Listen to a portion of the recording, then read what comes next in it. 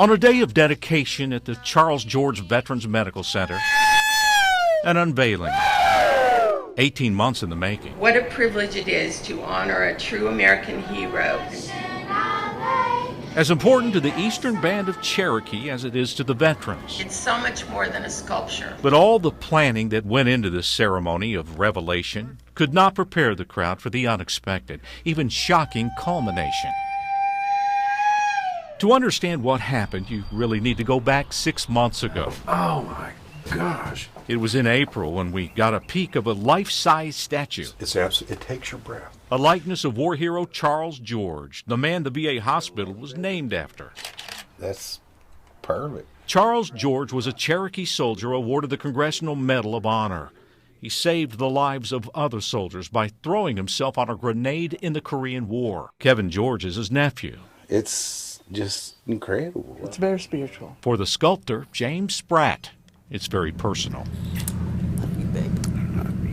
When we met James 6 months ago, he had just returned to the Charles George VA hospital. He's battling terminal cancer. When things get really tough for me, I just think about him. Grateful to the VA for prolonging his life, this Navy veteran wanted to do something that few can for a place that's done so much for him. He's got a perfect hero face. He molded this man of courage, this forever figure to be placed in front of the hospital, knowing he might not make it to the unveiling. I'm glad I got it done. And now, 6 months after it was bronzed, He so wanted to be here for this day, and he made it. the day he thought he'd never see was here. The ceremony began with James' wife, Carol, sitting on the stage, until suddenly she left. And the veteran who led the project seemed concerned as the VA hospital director began speaking about the statue. It's a work that creates a personal experience for our veterans. She hadn't been told. She couldn't have known at the time. Mr. Spratt is resting comfortably in our hospice unit. No one knew until this moment, 10 minutes after the ceremony began. James Spratt, the man who created this work of art, has just passed away. He passed away in the hospital as his gift was about to be revealed. His life,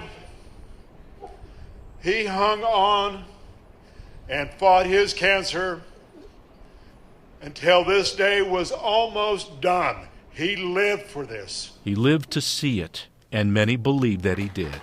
He was here. The Spirit was here. Whatever you believe, know this. James Spratt was divinely determined to make it to this day. There is no question. He asked all night Friday night and all morning, all he kept saying is, "What time is it? What time is it?" And even though he's not Cherokee, the tribe invited the family to bury the ashes of James Spratt within feet of Charles George's grave at the Cherokee Veterans Cemetery. I asked James yesterday, when my time comes, would you please be there to help me across? I want to see you. I want to see Charles George. I want to see my father. There was such a connection between the Cherokee people and James. A connection seen even through the tears of those who loved him. I will mourn his loss. Order, punch!